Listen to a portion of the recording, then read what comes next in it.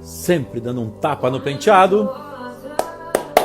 Alexa, volume 3. Viotti, meu garoto! Obrigado pelo carinho, Viotti. Fico felizão, cara, que você é um cara que está sempre junto, nos prestigiando. Daniel Bonuto! O homem da alavanca. Doutor Paulo. E aí, meu garoto? Fala, irmão. Cara, eu juro Beleza? que eu procurei a tarde inteira uma gangorra, alguma coisa pra fazer, alguma menção. Pensei num pé de cabra, cara. Mas pensei em tanta coisa, cara. Tanta coisa. Mas não deu certo. Daí eu falei, porra, vou na manhã. Vamos lá. E Cara, aí, velho, tudo tranquilo aí? Cara, tá um frio. Puta, eu vou te falar. Você tá na garagem, né? Tô na churrasqueira. Aí é mais frio. Cara, mais frio. Eu tinha prometido pra você que eu ia primeiro no gin, depois no whisky. Só que eu cheguei em casa, cara, morrendo de fome. Cara, eu cheguei na geladeira, eu fui reto. Tinha um pote de ovo de codorna, um pote de azeitona e um queijo brie. Cara, cerveja, né, cara? Cheguei, porra, bicho. Tá certo. Aí acabei com Desceu redondo. Desceu. Mas hoje cara, eu quero dizer pra você. Quero dizer pra você que hoje eu vou terminar uma era. Esse é o finalzinho da minha última garrafa de 30 garrafas de Double Black. É o fim de uma era hoje, cara. Então, boa.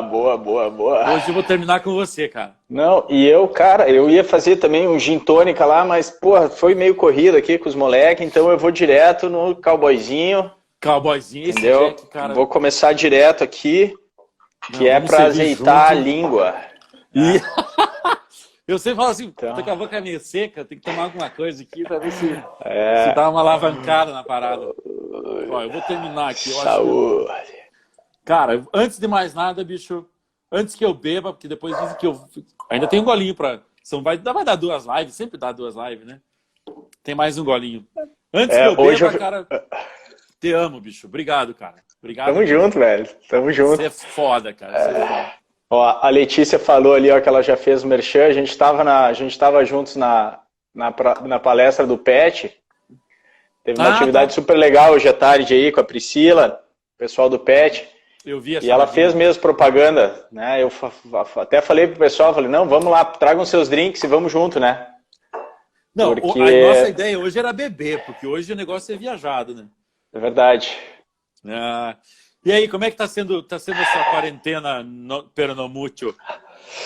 Cara, agora é uma coisa assim, cara, eu tenho falado o seguinte, cara, a vida tá voltando, né, a um pouco, não ao normal, né, mas os nossos compromissos voltaram a aumentar e tal, né, aquela situação inicial do isolamento, ele deu uma afrouxada aí, e os compromissos voltaram num ritmo grande, né, mas com uma diferença, cara, sem escola e sem vó, né. Ou seja, tá pior ainda, né? Tá tenso, cara, tenso.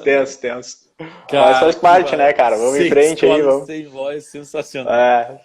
Então cara, a sanidade mental vai indo embora. Futebol não pode jogar ainda. Não sei se pode. Diz que não, né? Diz que não. Tipo, mas vai chegar num momento que a sanidade mental foi embora, então só uma peladinha, né? Para um futebolzinho pra gente recuperar o fôlego. Tenho precisado muito dessa peladinha, cara, no caso do futebol. Porque meu joelho seria uma honra pro meu joelho poder dar uma corridinha. Cara, eu vou te dizer assim que o normal, como você falou, nunca mais vai ser normal, né? O nosso normal vai ser diferente, vai ser... É um novo normal, né, cara? Novo normal. Mas tem, cara, eu vou te dizer assim que tem um lado bom nessas lives e nessas relações de mídias sociais e tal. Cara, tem tanta gente que eu não estava encontrando antes disso acontecer e que agora eu estou encontrando com frequência ou com alguma possibilidade que era difícil de marcar. Quantas vezes eu, você, Eli e Bira estamos tentando fazer o Odontoran, fazer aquele... E não vai, cara, a gente não se encontra. O último churrasco que a gente fez foi na tua casa. Eu acho que você nem tinha o segundo filho ainda, cara. Não, cara, mal tinha mudado. Nossa, faz 3 anos, exatamente. Você era novinho na casa aí. Na casa. E que casa gostosa, que casa legal. Não, temos que fazer. Assim que acabar, cara, esse negócio, eu falei, cara, eu quero fazer um churrasco, chamar todo mundo, deixar as portas fechadas pra todo mundo ficar bem perto. Entendeu? Ninguém sai. Se alguém for do banheiro, vai de mão dada. Cara, vai ficar todo mundo bem pertinho, bem apertadinho, assim. Exatamente. Assim. E, cara, hoje em dia, a pior ofensa que você pode falar pra uma pessoa, você fala assim, eu vou te matar. Cara, vou cuspir na sua cara. É muito pior do que qualquer outra coisa. Dá medo de falar com as pessoas. Tá louco. Primeiro de Vamos tudo, lá, velho. Fazer um brinde pra gente falar sério. Né? Salute, Slancha. Salute. Muito obrigado aí pela parceria de novo. Apesar de ser a terceira live, já saiba que você já está convidado para quarta, quinta e sexta. Eu quero que hoje eu almocei com o Sakamoto e com o Nava. Aí começamos a ter umas ideias e tal. Cara, eu ainda vou bolar sabe o Lady Night da Tata Werneck? Eu vou fazer eu vou fazer o Date Night, cara. Ainda vou fazer o Date Night, fazer uma coisa bem maluca assim e tal. Tava falando com o Sakamoto hoje e tal. Bom, antes que a gente beba e comece a ficar muito maluco, vamos tentar dar uma viajada de maneira ordenada, né? Mas deixa eu fazer um parênteses, cara. As mulheres, em geral, pensam que quando a gente tá junto e bêbado só fala bobagem, né? Eu não sei se você lembra de um evento que a Positivo fez 1000 anos atrás e depois a gente se reuniu na casa do Luiz Gustavo, o Cunalinho estava lá. E eu cheguei lá 00:30, cara, eles fizeram um evento, quando o Cunali estava na faculdade, o Rafa. Eles fizeram um evento e os alunos, tipo uma semana acadêmica da Federal, eles fizeram da Positivo. E eu estava ajudando como professor e o Cunalinho estava assim, Du, a gente está aqui, você estava lá, eu lembro de ter te visto lá. Tava por quê? Porque quando eu cheguei, estava todo mundo bebendo e conversando sobre usar ou não usar arco facial. Cara, eu falei, sexta-feira, 1h, os caras provando tipos de cerveja, falando sobre usar ou não usar arco facial. Eu lembro disso. Eu falei, cara, isso é odontologia, cara, isso é muito legal. Muito então, bom, quem cara. acha que as coisas são dissociadas, não são, né, cara? Não, pô. Não são mesmo. Não são mesmo. E tá sendo muito bom isso, né, cara? A gente poder, assim, ó, discutir ciência, discutir coisas tão legais, né? Pô, em casa aqui, ó, tô de moletom, né? Tô bebendo um whisky na minha churrasqueira. Isso não tem preço também, cara. A gente vai ter saudade disso, cara. Vai fazer falta depois, então, cara. Eu já tô estranhando muita gente na rua. Eu falo, mas o que esse povo tá fazendo na rua? Eu gosto da cidade vazia. É mais fácil dirigir. Mas, cara, esse tema que você, pô, já te agradecendo mais uma vez aí o bate-papo, né, cara? Que é isso, cara. Esse tema que você propôs, ele é altamente indigesto, né? Então, nada melhor que um drink para acompanhar a galera que tá aí. Eu vi vários amigões nossos aí. Verdade. Jaiminho, saudade de você, chefe. Tá aí. E aí, pô, pega um drink aí, vamos trocar uma ideia sobre isso, né? Certeza. Porque é um assunto, cara, que você falou que você gosta muito, e eu também gosto muito. É uma aula difícil, cara, é um assunto difícil de fazer o aluno entender. Mas é tão importante, cara. Ô, Jaime, que convida, cara, você que manda, né? Não, você que manda, cara, vou convidar como, cara? Você que manda. Mas, Bonotto, tem um jogo aí que eu tô faltando, o Jaime vai falar logo. O próximo é meu. A última fui eu, você, ele e ele. O próximo sou eu. O próximo é teu. Eu não esqueço, Jaime, eu não vou esquecer. Isso aí, o cara, até o cara deve, não nega. Cara, quando é que vamos? Pá, quando é que vamos e tal. É isso aí. Cara, então, por que eu gosto desse tema, cara? Eu vou te falar.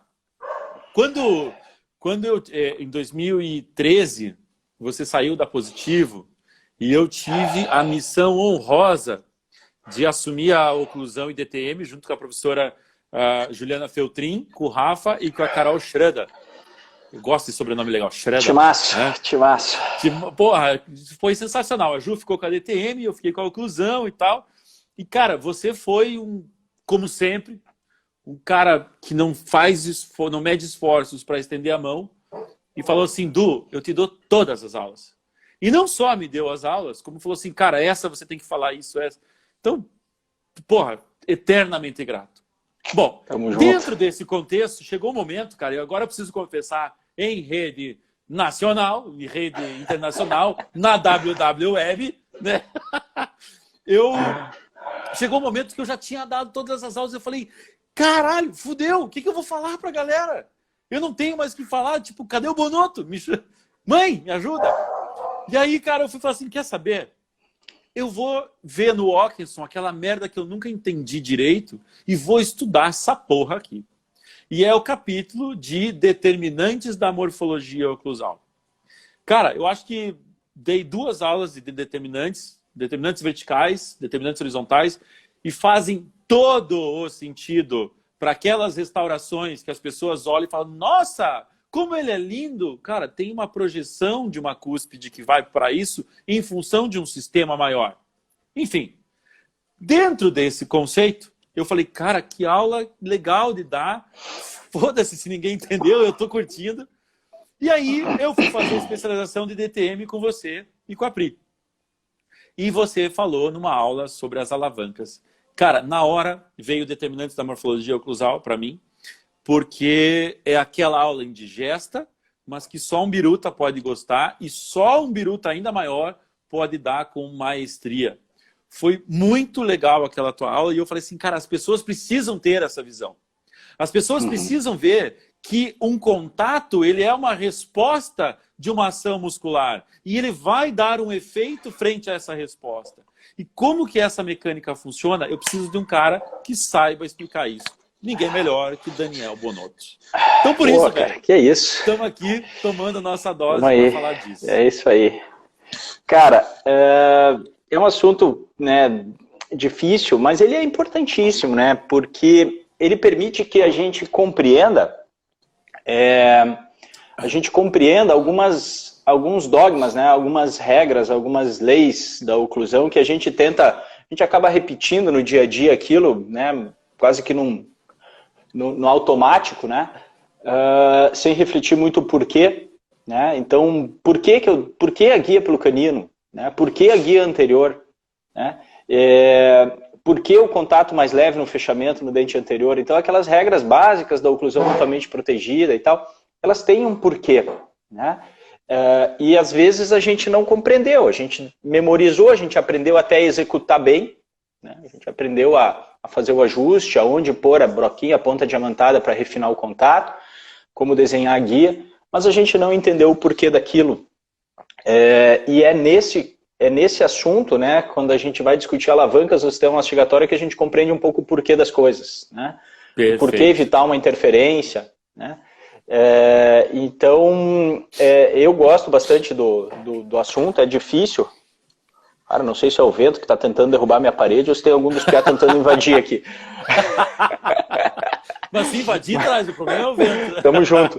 Aí, então, cara, esse assunto ele permite que a gente possa compreender, né? Aquilo que a gente executa, provavelmente a gente já executa bem, mas a gente acaba repetindo, né? De uma maneira quase que automática. E aí, quando você tem essa visão... Pode falar. Pode falar, desculpa. Não, por favor, conclui o raciocínio. Que quando você tem essa visão, né, do porquê, aquilo fica mais claro, né? E você consegue dosar melhor, né? Porque nem sempre, cara, né, nem sempre a gente lida com situações ideais, né? Então você consegue, às vezes, dosar e compreender melhor. E quando você tiver uma limitação, você vai entendendo o porquê, você vai saber lidar com aquilo, né? Perfeito. Cara, eu queria, sim, que as pessoas... cada vez está mais difícil, eu até estava falando com um amigo, cada vez está mais difícil ter um alcance maior de visualizações em uma live e tal. Um amigo reclamou para mim e eu falei, cara, eu não me importo. Porque como a vida está voltando ao normal, as pessoas às 8 horas da noite têm seus compromissos, né? Claro. Enfim, muita gente está trabalhando ainda, a gente tem até dificuldades para fazer reuniões com a especialização. Bom, o importante é o quanto as pessoas que estiverem aqui assistindo possam absorver e o fato de estar gravado depois, as pessoas podem claro. Aproveitar. Mas, toda vez que eu penso em um assunto totalmente indigesto e difícil quanto esse, a gente tem que partir de um princípio ou de uma leitura prática. E eu sempre lembro da alavanca quando faz-se uma analogia à queda de braço ou quando você segura uma sacola de compras do mercado, você segura o mais próximo do corpo possível. Tive mais uma vez, né, essa experiência semanal. Minha foi ontem. E confesso para você que na minha casa estava faltando um monte de coisa. Eu comprei só amendoim, chocolate, cerveja e gin. Só. É tudo o que você precisa. É tudo que eu preciso para ser feliz. É o mínimo que precisa para ser feliz. Então, assim, dentro desse conceito prático, existe uma fisiologia, uma filosofia, uma matemática que justifique o que é uma alavanca que gere vantagem, uma alavanca que gere desvantagem, o que é essa vantagem, o que é desvantagem. Então, acho que nesse começo eu queria que você colocasse para a galera assim, pessoal, sabe quando a gente fala força, pressão sobre a área? Pô, quanto menor a área, maior a pressão, porque a força é a mesma. Então, eu queria que você desse essa contextualizada em relação às alavancas para a gente. E eu vou colocar, então, a tua primeira foto. Esse é para assustar a galera fugir da live. Isso. Pode carregar aí. Quem estiver aí assistindo novela, fala assim, eu vou pro Big Brother. Porra, exato. Né? Então essa é a fórmula da vantagem mecânica que a gente decorou lá para passar em vestibular, né? Então, quando você tem uma alavanca, você tem sempre um fulcro, uma barra onde as forças acontecem, né? Então, quando você olha aquela imagem ali, né, o FA, a força está sendo aplicada, você tem um fulcro representado no triângulo e você vai ter um trabalho sendo realizado no outro extremo, né? Então, a formulazinha da física de alavancas é que a relação, né, a razão entre a força e a distância dela até o fulcro, né, é idêntica à razão da força, do trabalho resultante vezes a distância até o fulcro, certo? Então, o fulcro a gente entende como sendo aquele ponto que vai movimentar. O ponto de apoio, né? O ponto de apoio, na verdade. Porque pensa que como uma gangorra isso aí, né? É o triângulo. É o ponto de apoio. Se quiser carregar próxima, acho que talvez até fique mais fácil para a galera entender. Vamos ver. Deixa eu só achar aqui. Dani, antes de eu carregar a próxima, a galera que deve estar vidrada nessa forma, deve estar pensando, caralho, preciso entender. Quem fizer a melhor pergunta dentro daquele quadradinho de interrogação, fora a Mayara, se a Mayara estiver assistindo, não vale tua pergunta. Mayara ganhou 2 dias seguidos, as melhores perguntas foram dela. E a Larissa ganhou um também. A Larissa ganhou um kit de resina e a Mayara ganhou touca e máscara. Então, quem fizer a melhor pergunta hoje vai ganhar uma touca e uma máscara do Pocket Prods. Isso que representa o que na sua vida? Nada, mas é um presentinho só para você estar aí. Agrado para você ficar. Não, essa é classe 2. Essa é classe 2. Consegue carregar de classe 1, cara? Classe 1. Da ordem. Aí. Então, essa é a famosa gangorra, né? Então você tem um ponto de apoio no meio, em algum ponto, né, dessa barra, você senta de um lado, a outra ponta levanta, né? Então, o que esse sistema faz, né? Ele multiplica forças, né? Se você puder carregar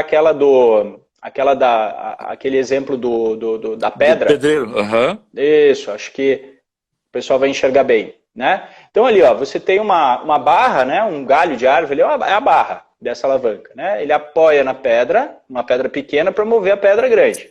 Tá? Vamos pensar aí que o cara tem 80 quilos, ele vai se pendurar ali, né? Quantos quilos de pedra ele levanta na outra ponta? Né? Então, imaginando aí uma barra de 5 metros, está um metro de distância do fulcro ali, ele vai conseguir multiplicar esses 80 quilos de força para 320, certo? Com uma barra aí de 5 metros, tá? Posicionada com 1 metro de distância do fulcro.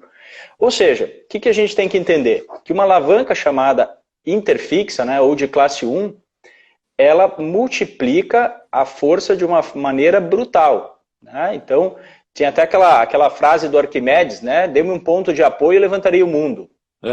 Então, se você tem um ponto de apoio... Não do nosso filósofo, não o prof. Não o nosso querido dileto professor saudoso. Me dê um copo de uísque e eu te conto história. Porra, no final, né? Porra! E aquele bigodaço amarelo. Demais, saudoso demais. Arquimedes. Não, um brinde a ele, então. Um brinde. Salve, Arquimedes. Então, esse sistema de alavancas, ele multiplica de uma maneira brutal a força, certo? Alavanca de classe 1, né? Então, a galera que está aí acompanhando, grava o seguinte, classe 1 interfixa, potencializa a força, e é esse sistema, né, da gangorra, certo? Então, se você puder passar o próximo, cara, a gente vai discutir o segundo tipo de alavanca que tem na natureza.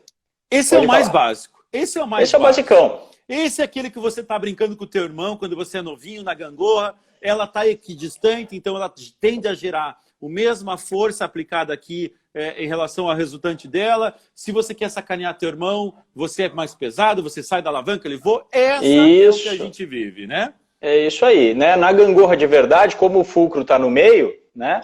O peso da criança é que vai ser preponderante, né? A força. Exatamente. Né? Se você quer levantar seu irmão, estique essa gangorra para que você ganhe uma alavanca maior, mas não vai poder fazer isso no parquinho. Tá?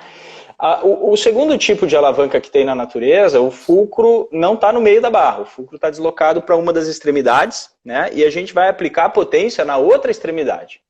E o trabalho vai ser realizado entre esses dois pontos. Está ali representado em vermelho. Né? A força de resistência é onde o trabalho está sendo realizado. Então eu estou aplicando força lá na extremidade, com o apoio do fulcro, e a resistência está ali no meio. O exemplo clássico que eu gosto de usar é do carrinho de mão. Né? No carrinho de mão, onde que é o ponto de apoio? É a roda. Né? Então ali você tem o fulcro, né? Você vai levantar na outra extremidade e você vai conseguir carregar uma quantidade também grande, né, de peso, né, no centro desse carrinho, certo? Eu quero que as pessoas observem muito em relação a esse tipo de alavanca, que é o seguinte: na classe 1 de alavanca, eu tenho o ponto de fulcro auxiliando, dividindo o peso da barra para que ela consiga fazer a ação do outro lado. Aqui não. O fulcro está lá no ponto de apoio, na extremidade. Então, é muito fácil você pensar que você vai ter que gerar uma força para levantar toda a alavanca, toda a barra, mais o peso da ação que você quer gerar sobre ela. Correto ou falei bobagem? Não, é isso aí mesmo, né? E então, essa alavanca tipo 2, né, classe 2, ela é menos eficiente, né? Ela perde em termos de vantagem, né, em relação à classe 1, né? Então não é uma alavanca tão eficiente. Tá? O que você quer dizer é o seguinte: eu teria que fazer muita força, o carinha lá, mais força para poder realizar o mesmo trabalho. Né? Perfeito. E na classe 1, né, você tem esse sistema de multiplicação de forças de uma maneira brutal. Né? Então, isso que a gente tem que gravar nesse momento, porque vai ser importante quando a gente chegar na mandíbula. Né? Quando a gente chegar no sistema mastigatório. Que classe 1 multiplica força de uma maneira importantíssima. Tá? Então aqui, vamos lá. Só para eu já começar a dar uma diretriz lá para frente. Lógico que quando você me mandou as fotos, eu falei, caralho, deixa eu dar uma lembrada aqui, para não falar bobagem pro Dani, né? Na classe 1, se eu tiver qualquer situação bucal em que eu gere uma alavanca classe 1, depois nós vamos conversar qual, que você deixa bem claro, eu estou potencializando a força de ação sobre aquele fulcro. Correto? Exato. Quando a gente vai pensar em sistema mastigatório, a gente tem que lembrar que você tem músculos elevadores, né, o masseter temporal, pterioide medial, que, principalmente masseter, é um músculo extremamente potente, né, que produz uma força ignorante, né, talvez um dos músculos mais fortes do nosso corpo, né, resistentíssimo à fadiga, ou seja, um músculo consegue fazer muita força por muito tempo, tá? E isso tudo, essa força toda, ela é dissipada no sistema mastigatório em alguns pontos, em algumas regiões, né? Porque esse sistema de músculos elevadores, ele traz a mandíbula em relação à maxila e à base do crânio, né? Com toda essa potência, e essa força ela vai ter que ser dissipada, ela vai para algum lugar, né? Então, aonde que são os pontos de apoio desse sistema mastigatório? 2 ATMs e uma oclusão dentária, né? Os dentes. Tá? E aí você está trabalhando lá numa face oclusal e ela vai receber essa força. Né? Então, a gente tem que entender essa física, né? Para compreender o que vai acontecer ali. Cara, deixa eu te perguntar uma coisa, não sei se isso tem... Me ocorreu agora enquanto você falou que essa musculatura fadiga muito menos do que as outras. Em função, se você ficar o dia inteiro fazendo bíceps, correndo, você não aguenta, tem dor, mas falar o dia inteiro, mastigar chocolate o dia inteiro, você pode ter algum prejuízo, mas você consegue executar essa função. Tem algum porquê que explique por que a musculatura da mastigação tem essa capacidade de resistência à fadiga? Tem. Beto, pega um skin lá, vamos... Beto Galperin entrou aí. Pô, Beto Galperin, o cara que com 25 anos de idade já era grisalho. Tem um porquê, Edu. Tem um porquê, cara. É a composição das fibras, né? Então, lá na fisiologia muscular, lá a gente vai aprender que você tem fibras musculares do tipo 1, fibras musculares do tipo 2, né? E as fibras tipo 1, elas têm uma resistência maior à fadiga, ou seja, elas podem permanecer contraídas por mais tempo, gerando menos fadiga, né? Enquanto que as fibras tipo 2, elas são menos resistentes, são fibras mais de explosão. E cada grupo muscular ou cada músculo vai ter uma composição diferente. Por exemplo, então, trapézio, né? Musculatura que tem que segurar nossa cabeça ereta 16, 18 horas dia. Não pode ser uma musculatura muito rica em fibra 2, porque ela fadigaria muito fácil, né? Então, essa é a razão. A equação das fibras é o que explica isso. Qual o canal do Rodolfo TV? Peraí, tem um... Vem cá só para o pessoal te ver. Não, deixa eu mostrar ele aqui. Ó. Tá aqui. É o 504, filho. Goleiro. 504. Deixa aproveitar... Vai lá. Da mãe não é. Não. Pode falar. Aproveitar e deixar um beijo aí pra Joyce, minha madrinha, e pro Mauro. Acabou de falar. Ó, Joyce aí, Maurão. Ó, encerramento de uma era, Dani. Muito obrigado por fazer parte desse momento. Tamo junto. Cara, uma hora eu vou te explicar certinho o que isso representa pra mim. Obrigado, cara. Tamo junto. Então vamos lá. Tem musculatura que foi feita para determinada coisa que não dá para ser tipo 2, ó. Tem que ser tipo 1. Então, isso, exato, né? Então na verdade, eles têm uma predominância de fibras, né? Então todo músculo vai ter ali a sua composição. Tem fibras 1, tem fibras 2 em diferentes proporções, digamos assim. Então, simplificando um pouco, é mais ou menos isso que acontece. E masseter é um músculo bem resistente, né? Temporal é menos, por exemplo, né? Tanto que o temporal fadiga antes, cara, mais comum fazer um dolorimento temporal. Né? Ali. Uhum. Então, o masseter, por sua vez, ele é muito resistente nesse sentido, né? E potente, muito potente, né? E essa potência, ela vai, como eu falei, ela vai ser dissipada, essas forças vão ter que ser dissipadas no complexo, né, maxila, crânio, né? E de alguma forma. Né? Show! Vamos voltar então para a classe 2. Bora lá. A classe 2 é o exemplo clássico. Ok, exemplo clássico ali do carrinho de mão. E vamos para a classe 3, que é a que mais nos interessa. Perfeito. Classe 3, tá? O que acontece na classe 3? Você tem o fulcro numa extremidade, você realiza a força no meio, em alguma região dessa barra, e o trabalho está sendo realizado lá na outra extremidade, tá? Então, o que acontece? Pode carregar a varinha de pesca ali, Edu? Vamos, que essa... Inclusive, hoje fui convidado para pescar. Aí é bom, hein? E eu tenho uma pescaria marcada amanhã aqui em casa. Já combinei com o pequeno, nós vamos pescar no lago do condomínio aqui. Do condomínio, show. O que nós temos no pescador? Ele tem a barriga, que é ponto de apoio, né? Todo pescador tem uma barriguinha, uma pancinha de cerveja, que é o ponto de apoio, né? Perfeito. Então ele apoia a vara ali é o fulcro, ok? Ele aplica a força, né, em alguma região ali próxima à carretilha e o peixe vai ser levantado lá na ponta, certo? Então é lá que vai ser realizado o trabalho, tá? O que acontece nesse tipo de alavanca, galera? Você tem uma perda de potência, tá? Se você levantar a vara de pesca com 80 kg de força, você levanta 16 kg de peixe, ok? Então, claro, dentro de um exemplo hipotético que eu criei ali de um tamanho de vara, enfim, tá? Mas o importante, o recado é uma alavanca classe 3, né, em que você aplica a força próxima ao fulcro, né, e o trabalho é realizado lá na outra extremidade, você tem redução, você tem uma desvantagem, você perde vantagem mecânica, tá? Então, o que isso... Daí você pode pensar, pô, mas para que eu quero uma alavanca se eu vou perder potência? Né? Isso é a nossa mentalidade, sempre querer ganhar, né? Mas, na verdade, às vezes perder é bom. Além de Gerson, né? Eu ganho sempre. Perder é bom às vezes porque perder te permite controle, né? Perder permite controle, tá? Então, se você tem um sistema músculo-esquelético, um grupo muscular capaz de fazer 300 kg de força, 400, 500 kg de força, como é o masseter de um comedor de costela, né? É importante que você tenha controle dessa força toda, né? Porque senão você imagina o estrago em cima dos outros componentes do sistema mastigatório, tá? Então, Perfeito.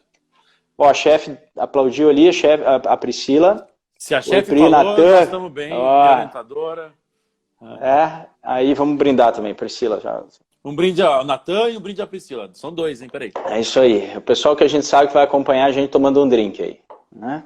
Então, a classe 3, ela permite controle, cara, né? Ela permite redução da força. E isso é importante no sistema mastigatório, né? Em algumas situações, tá? Excelente. Então, eu sempre falo eu uso uma frase tua quando eu dou essa aula, né? Uma frase que você sempre fala, né? Me segue que eu tenho um plano, né? Vem comigo que eu tenho um plano, que eu tenho um plano. Então, eu sempre tenho medo quando eu tô dando até esse pedaço aí, de eu virar de costa e quando eu olhar de novo, teve uns 4, 5 abduzidos ali, né? Eu costumo dizer pra galera se segurar na mão um do outro, né? Some, então, porque né? volta e meia, quando eu olho para trás nessa hora, a sala diminuiu, né? Mas então, eu vou te falar, cara, eu tô um pouco preocupado com essas minhas frases, porque eu tinha 2 frases famosas. Tenho, né?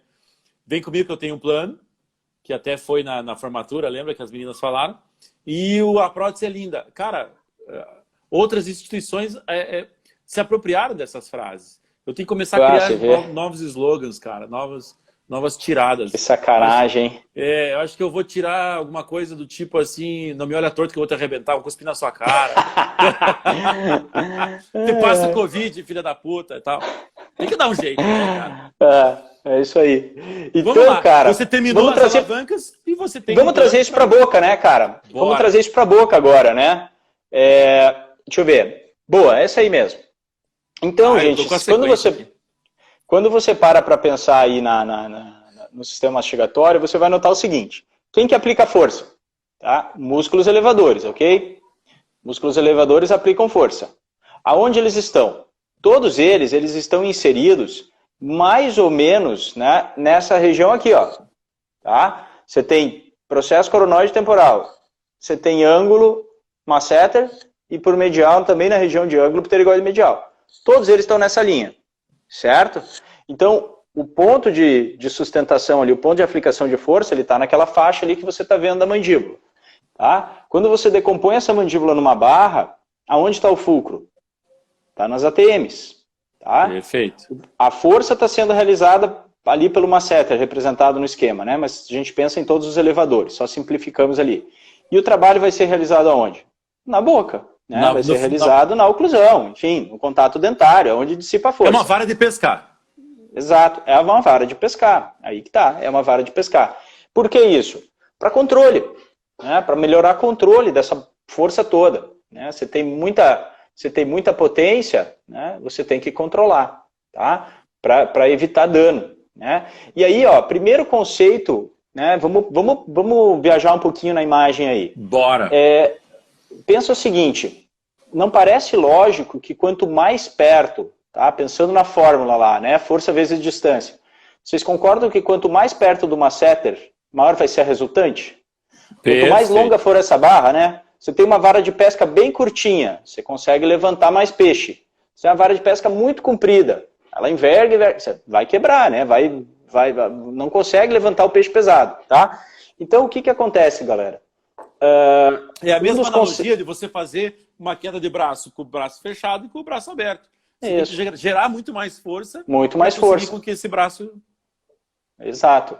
Então, é bem essa lógica. Então, uma das coisas que a gente aprendeu lá nas nossas disciplinas de oclusão, que a gente foi arduamente treinado, né, nas disciplinas de restauradoras, né, prótese, dentística, enfim. Você quer contatos efetivos em dentes posteriores no fechamento. Né? Você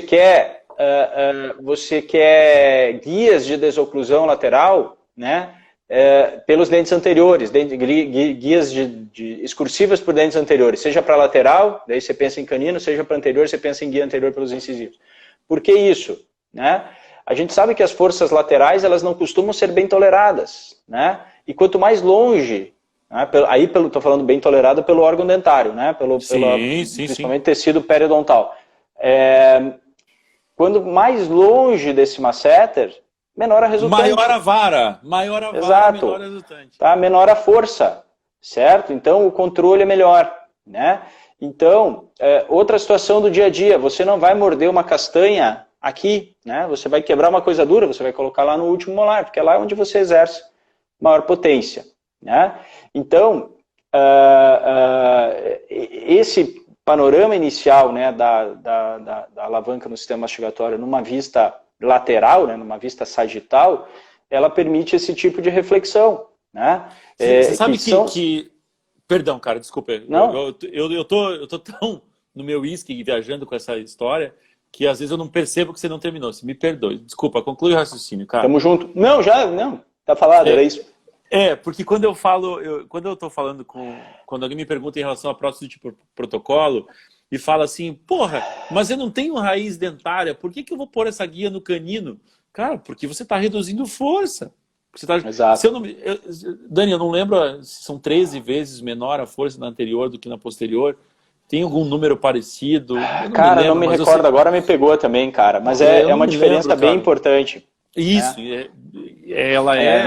de fato faz diferença, né? Mas eu não tenho, é uma barra, é uma questão artificial. Só que quanto mais distante você colocar do potencial de ação, da força de ação da musculatura que está lá em posterior, melhor vai ser a tua resultante em função de ser mais fraca. Olha o Namba aí. Né? A grande ali. Não, exatamente isso, cara. E a gente tem que ter esse cuidado, né, de fazer esse tipo de reflexão na hora do ajuste. Né? Perfeito. E aí talvez alguém está se perguntando, nós estamos vendo isso aí numa vista lateral e como é que funciona isso sob outro plano, né? Será que é assim também?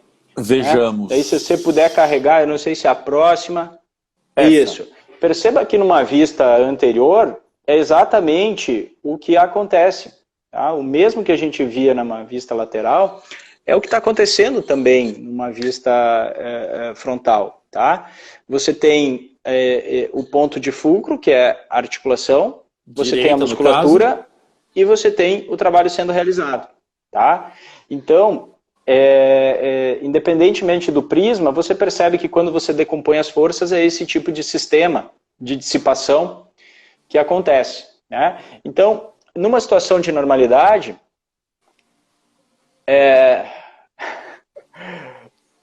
o pessoal, a Joyce me zoando aí também, ó. Tudo bem. Galera, tem direito. Só para terminar o raciocínio. Manda. Quando você decompõe então esses vetores, né, e você entende que numa situação de normalidade o sistema mastigatório ele funciona como uma alavanca de classe 3, tá? E que isso tem uma razão biológica de controle de potência, de controle de força, tá bom? Então esse é o recado que tem que ficar do que a gente discutiu até esse momento. Tá? Como pode o carinha que nos fez tão bem pensado, né, cara? Você ter uma guia esquerda em função de um fulcro direito e uma musculatura direita, fazendo com que haja uma alavanca da classe 3. Agora, se houver um probleminha, que a gente vai falar daqui a pouco, muda completamente a relação de vantagem e desvantagem mecânica. Exato. É impressionante a perfeição do esquema, cara. Impressionante. Exatamente. Muda toda essa decomposição de vetores, ela vai ser alterada, né? E aí que vem o risco de algumas intercorrências. Ainda bem que você está de touca, cara, porque os caras estão lembrando de quando você tinha topete. Porra, pessoal, cara, faz tanto tempo que eu não tenho cabelo, cara.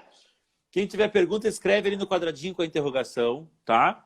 Porque essa pergunta, a melhor pergunta que o Bonotto vai escolher, eu vou ler a pergunta. O Daniel vai escolher a pergunta, ele não vai saber de quem é, vai ganhar uma touca e uma máscara. Eu não quero, então não precisa, eu não te dou, tá? É só falar.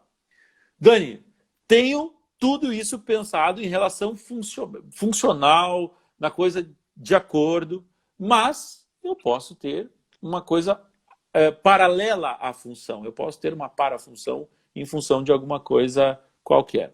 E aí a gente passa para uma outra alavanca, correto? Vamos lá. Vamos para a próxima aí. Deixa eu achar a próxima aqui, que o Instagram está me judiando. Aqui. Não, Rodrigo, a touca não é essa. Essa do Bonoto é muito cara para eu te dar. Boa. Aí ela ficou cara só porque vestiu a minha cabeça. Exatamente. Olha só, o que acontece, galera, por exemplo, quando você tem a presença de uma interferência em balanceio. Tá? Um exemplo aí. Esse paciente ele vai, por exemplo, fazer uma parafunção sobre essa interferência em balanceio. Né? Imagina o cara lá, né, apertou os dentes e vai ranger os dentes à noite, dormindo, ok? E aí ele vai executar a sua guia de desoclusão lá por esse contato de não trabalho, tá? O que acontece? A gente tem uma mudança na disposição de todo esse sistema. O fulcro deixa de ser ATM e passa a ser a interferência, o dente interferente, tá? E aí você tem que tipo de alavanca? Você não tem mais alavanca classe 3, você passa a ter uma alavanca classe 1, né? Essa mandíbula vai ter uma tendência, entre aspas, ok? De rotacionar sobre o fulcro, tá? E aí você tem uma alavanca classe 1, certo? Para quem deu uma viajada, imaginem aqui a direita, onde tem a representação dos músculos, e a esquerda, onde tem o dente. A ideia é que numa lateralidade à esquerda, os dentes fizessem essa guia. Porém, se esse contato se der do lado direito e soltar os contatos do lado esquerdo, o lado esquerdo passa a girar como uma alavanca e o fulcro deixa de ser ATM direita e passa a ser o contato do lado direito, fazendo então agora uma alavanca de classe 1. Correto? Perfeito. Que é exatamente, preciso, né? Que é uma alavanca de vantagem mecânica, tá? E aí, galera, o que isso traz, né? Então, quando a gente pega textos mais antigos, digamos assim, né, textos, livro-textos e tal, você vai ter lá discussões acerca de, se isso acontecer, se a interferência em balanceio acontecer, essa mandíbula vai girar, vai comprimir a TM, vai fadigar a musculatura e tal. Ou seja, nesse raciocínio, esse contato ele seria, por exemplo, um contato de risco para desenvolver ou para manter um quadro DTM. Cara, a gente já discutiu um pouco disso aqui nas outras lives, né? A gente sabe que isso não encontra fundamento, isso não é mais discutível, né? O papel desse tipo de contato, né? Vários trabalhos mostraram que populações com interferências não têm mais DTM que populações sem interferência. Pacientes doentes não têm mais interferências que pacientes saudáveis. Trabalhos que fizeram introdução de interferências não puderam observar aumento de DTM pós a introdução artificial de interferência. Tá? Então, esse ponto, no quesito ATM, musculatura, parece que não é relevante para a absoluta maioria das pessoas. Eu não estou aqui dizendo que não vai ser relevante para todas, mas para a absoluta maioria dos indivíduos não vai ser relevante. Isso em função de uma questão muito simples, questão que se chama capacidade de adaptação, né? A tolerância fisiológica dos indivíduos nesse quesito parece se superar ao excesso de força. Hoje, absolutamente nenhum fator oclusal pode, não é que tenha relação, porque, ok, mas nenhum fator oclusal, mesmo que associado, pode resultar numa DTM? Cara, daria para passar uns 3 dias falando sobre isso. Não, não. A gente até falou aquilo sobre perdeu isso. Um pouco, aquilo perdeu um pouquinho de força, né, Edu? Não dá para dizer que em nenhuma pessoa, né, um fator oclusal não vai ser importante, mas certamente o papel da oclusão ele é muito menor do que a gente acreditava, tá? Eu vou falar agora uma frase que é a conclusão de um trabalho do Daniele Manfredini, que é o cara que mais pesquisa DTM no mundo, tá? Um pesquisador italiano. Ele fala o seguinte, né, que a oclusão dentária, os clínicos, nós, dentistas, não deveríamos mais ter a oclusão como um fator relevante no manejo das DTMs, tá? Então, não vai ser corrigindo essa interferência que a gente vai tratar a DTM. Tá? Então, em resumo, é isso. Mas, como eu falei, daria para discutir muito tempo isso, né? Aonde que acontece a bucha dessas tempo, alavancas? eu tenho tempo. Tranquilo. Aonde que acontece, mas só para a gente não devagar demais, né? Não vou ficar. É que eu acabo tendo sempre tendência de puxar sardinha para DTM, né? Que é a minha praia. Mas aonde que acontece a bucha nessa situação, né? Na alavanca de classe 3, na presença da interferência.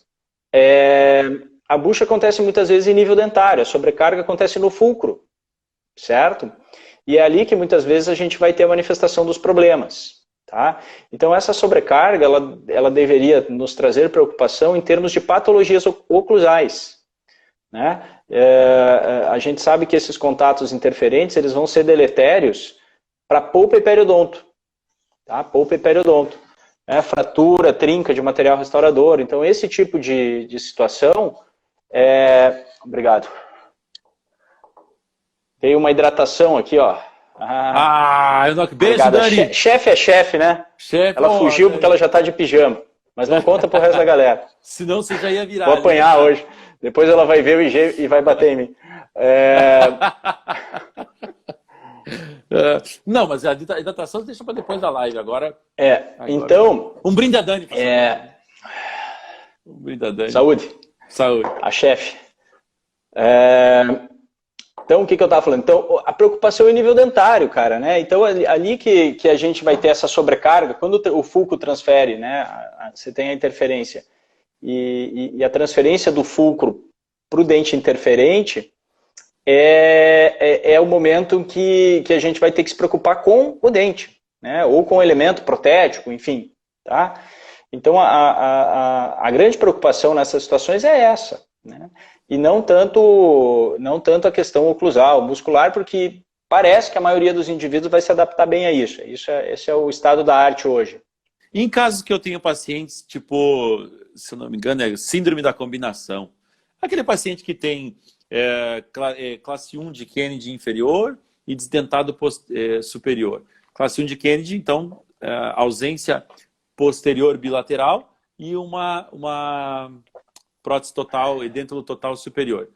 Esse paciente, em uma eventual situação em que não há apoio posterior, ou, vamos lá, vamos mudar a situação. Eu tenho 2 pacientes que são classe 1 de Kennedy. Tem um paciente que é classe 1 superior e inferior. O álcool está me fazendo raciocinar diferente. Então eu tenho lá de canina, sem teoria da arcada reduzida, eu tenho canino superior, canino inferior. Faço esse paciente, a máxima dele é só nos anteriores. Esse paciente vai, ou pode, ou eu posso, numa boa, associar uma eventual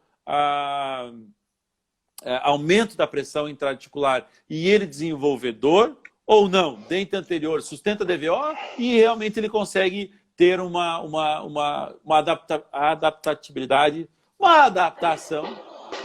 Tá começando a ficar difícil para a língua. Tá ficando bom. Tá ficando bom. E eu não vou associar essa condição dele, essas ausências dentárias, a uma possível dor articular. Tá. Deu para entender o que eu falei? Porra, deu, cara. Puta pergunta boa, cara. Se essa pergunta foi de alguém da live, já tá concorrendo bem ao Ganhei prêmio. A máscara, não foi, essa é minha, ganhei a máscara. Cara, puta pergunta boa, porque cara, a gente fica sempre batendo, né? Às vezes a gente é chato até de ficar nessa. Pô, oclusão não causa DTM, oclusão não causa DTM. Por quê? Porque a gente vem no modelo estritamente oclusionista. A gente vê pacientes sendo tratados com orto, reabilitação para tratar DTM sem sucesso, né? A gente vê trabalhos mostrando essa fraca conexão, né? Mas aí, cara, vem aquele viés clínico, né, de, porra, quantos casos que a gente vê na clínica, no dia a dia, de paciente com falta de suporte posterior e que faz dor articular, né? Tem um trabalho, cara, de um grupo chinês que avaliou ausências dentárias em diferentes números de quadrantes, né? Ou seja, de você ter falta de suporte só de um lado, dos 2 lados e tal. E que quando você tem, né, ausências dentárias em múltiplos quadrantes, isso aumenta a chance de DTM em até 7 vezes, né? Eu costumo dizer que quando eu falo na minha aula de oclusão e DTM, em que a gente vai desmistificando, né, vou mostrando essas ausências de correlação, né? O Manfredini tem um trabalho muito legal aplicando a ferramenta de correlação, mostrando a ausência de correlação né, entre diferentes más oclusões, diferentes tipos de DTM, eu chego nesse trabalho para finalizar, né? Eu sempre falo o seguinte, às vezes, né, você pode perder tudo na tua vida, mas você precisa ter aquele cantinho, só um cantinho que você possa sobreviver, né? Então, às vezes, quando a gente desconstrói essa ideia da oclusão e da DTM, né, e quer segurar o nosso cantinho, será que tem alguma coisa que eu ainda posso continuar acreditando? Eu digo que é a falta de apoio molar, né? A falta de apoio molar, talvez, ela seja ainda, de todos os fatores oclusais, justamente pela questão biomecânica daí muito forte, né? Você tem um componente, né? Etiologia de DTM é multifatorial, né? Mas tem o aspecto biomecânico, na maioria das vezes ele não é muito relevante. Mas nessa situação talvez tenha alguma importância, porque tem esse trabalho mostrando até 7 vezes aumento de chance, e você tem, nós clínicos que lidamos com isso no dia a dia, a gente tem o viés clínico, né? Que a gente vê muito isso, né? Então... Ou seja, não tem nada a ver, mas se você quer achar um problema, é a ausência. Se você quer acreditar em alguma coisa, acredita nisso, tá? E se você... Segura na mão de Deus e vai. E assim, né, cara, tem um outro trabalho do Manfredini, eu cito muito ele porque é um cara que de fato publica em altíssimo nível sobre esse assunto, que o título dele né, resumidamente, oclusão e DTM, né, será que é o fim de uma era? Né? E ele conclui que não, né, os estudos eles não são metodologicamente satisfatórios a pontos de a gente poder concluir definitivamente o tópico, tá? Então é um tópico ainda aberto, mas certamente o papel disso para a DTM é pequeno, tá? O papel relevante para a gente é em nível dentário e periodontal, é aí que a gente tem que pensar, tá? E é aí que a gente tem que intervir. Exato, é aí que a gente vai intervir quando necessário, quando há presença de patologias oclusais, né? Então, esses dias, esse período, cara, eu queria ter assistido muito mais coisa do que eu pude assistir na quarentena, né? Porque a correria com os meninos, enfim, teve muita coisa de altíssimo nível, né?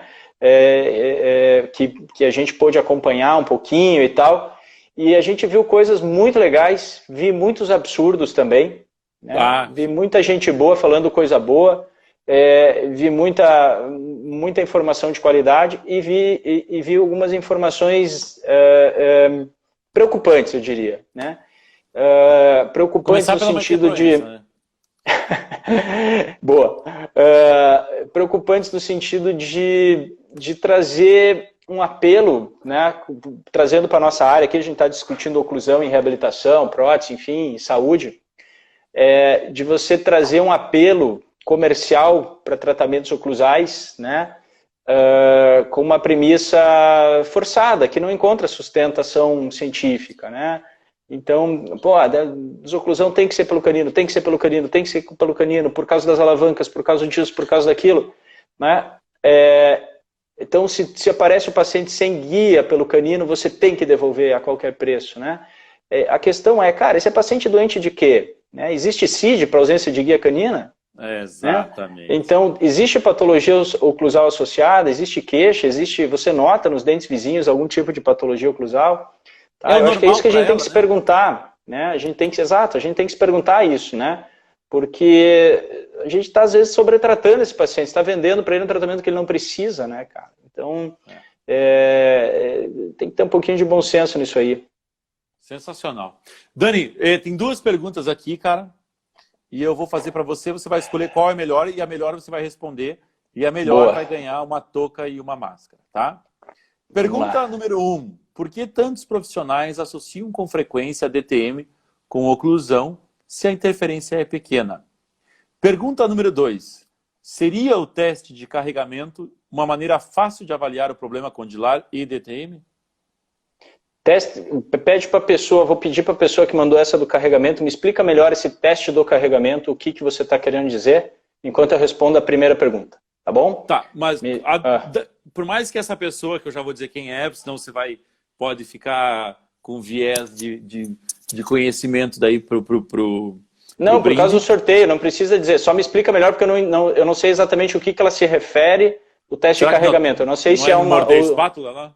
Pode ser o de morder espátula, pode ser de manipulação pelo mento, né, que você faz a gente chama de manipulação assistida, né, em que você força a mandíbula para trás um pouco, só para eu entender melhor. Tá? O que Mas que ela qual tá das querendo duas dizer. perguntas você escolheu? É a do carregamento ou da... Cara, eu vou ficar com a pergunta número 1, porque por si só é uma aula. Tá? Essa pergunta Cassiano, número 1, então ela... você se fudeu. A Grande pergunta Cassiano. a pergunta do carregamento era do Cassiano. Tá? Pô, grande Cassiano. Então, a Joyce escreveu agora, meu amorzinho querido, minha madrinha, mas vamos ficar com a primeira, que por causa do horário, porque tantos profissionais associam com frequência DTM e oclusão. Cara, Cassiano, isso tem explica melhor aí pro Dani falar que a gente daí encerra essa live, começa outra e vai pro papo. Tá. Eu não sei como é que nós estamos de tempo, cara. Vamos fazer o seguinte? Olha, Marcelinha, se japa. Vamos encerrar agora. Grande Marcelinha. A gente tem só 5 minutos, eu não quero te cortar antes. Galera, 30 segundos, VaptVupt, eu vou tentar achar outra bebida alcoólica, porque meu uísque acabou. E vamos voltar aqui, vou tomar gin puro, só com... vamos encerrar. E a gente responde na volta. E aí eu vou pedir para todo mundo reescrever suas perguntas, porque por enquanto a Isabel... Deixa eu ver, por enquanto, quem está ganhando a brincadeira é a Isabela Quadras. Tá? Por enquanto. Vamos lá. Estou encerrando aqui, Dani. 2 minutos, VaptVupt. Vamos lá. Grande!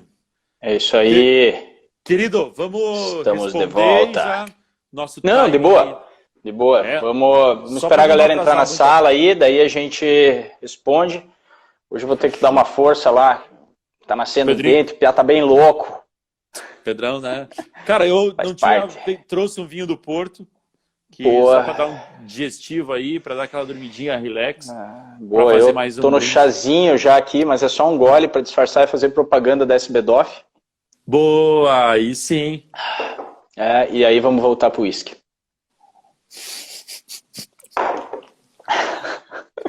Misturar as vitaminas, como dizia meu pai.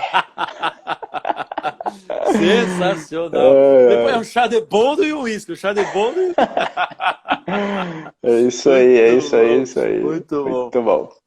Cara, a gente tava falando então a respeito das perguntas, né? E você fica à vontade. A primeira pergunta que você queria era... Então, eu vou começar respondendo até pro nosso amigão Cassiano me explicar melhor ali o que ele se referia. Então, eu vou começar pela pergunta da questão histórica aí. Tem várias razões, né? A colega que perguntou, a Isabela, né? Tem várias razões para isso. Uma delas é o próprio conceito histórico, né? Então, o que acontecia? Em 1934, primeira publicação sobre DTM, um médico otorrinolaringologista.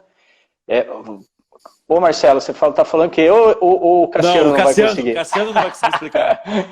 Porque depois de mais um whisky aí, talvez nem eu consiga.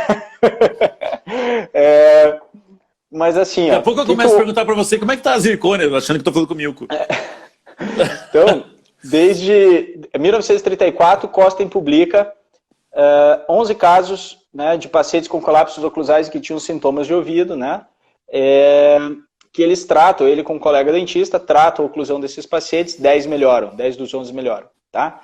Lembrar que na década de 1932, Escola Gnatológica, tá? Escola Gnatológica da Califórnia, ou seja, odontologia na época preocupada com oclusão, como devolver engrenamento, tá? Lembrar que um tempo antes nós éramos barbeiros, né? Éramos barbeiros, começamos a tirar dentes, começamos a tirar dentes e depois de tirar dentes surgiu a necessidade, criamos uma demanda, necessidade de colocar dentes.